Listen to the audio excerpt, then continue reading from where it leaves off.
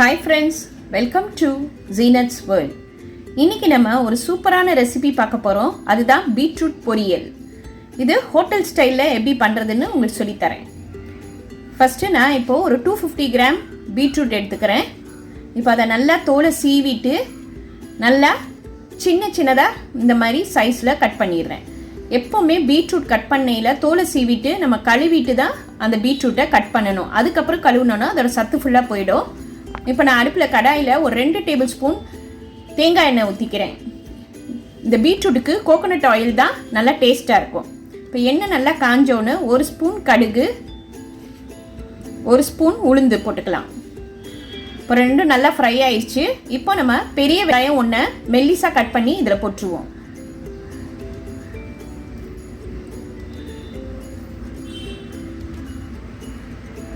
ஆனியனை நல்லா வதக்கிக்கலாம்.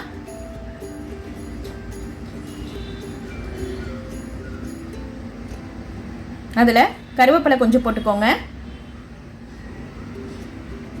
பச்சை மிளகா ஒன்று சின்னதாக கட் பண்ணி போட்டுக்கோங்க. நம்ம இதில் மிளகாத்தூள் எதுவும் போட போகிறது கிடையாது, அதனால் பச்சை மிளகா தான் காரம் கொடுக்கும். இதெல்லாம் சேர்த்து நல்லா வதக்கிடலாம். உப்பு தேவையான அளவு.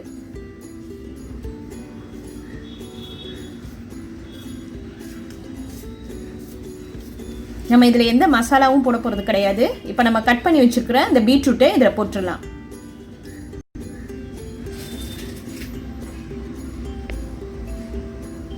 இப்போ எல்லாத்தையும் சேர்த்து நல்லா கிளறிடுங்க. இப்போ இதில் நம்ம ஒரு 1/2 கிளாஸ் தண்ணி ஊற்றிக்கலாம். நம்ம சின்னதாக கட் பண்ணியிருக்கனால நல்லா வெந்துடும். சில பீட்ரூட் வேகிறதுக்கு கொஞ்சம் டைம் எடுக்கும். அதை வேணால் நம்ம குக்கரில் வேணும்னா ஒரு விசில் வச்சு எடுத்துக்கலாம். இப்போ நான் இதை கடாயிலேயே போட்டு வேக வச்சுட்டேன். இங்கே பாருங்கள், நல்லா வெந்துருச்சு.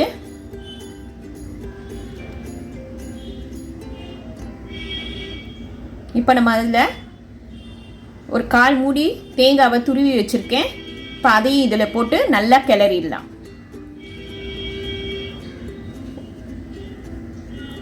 ஒரு 2 நிமிஷம் நம்ம அடுப்பில் வச்சு தேங்காவோட நல்லா சுருள கிண்டி விட்டுறலாம். ரொம்ப நேரம் வைக்க வேணாம்.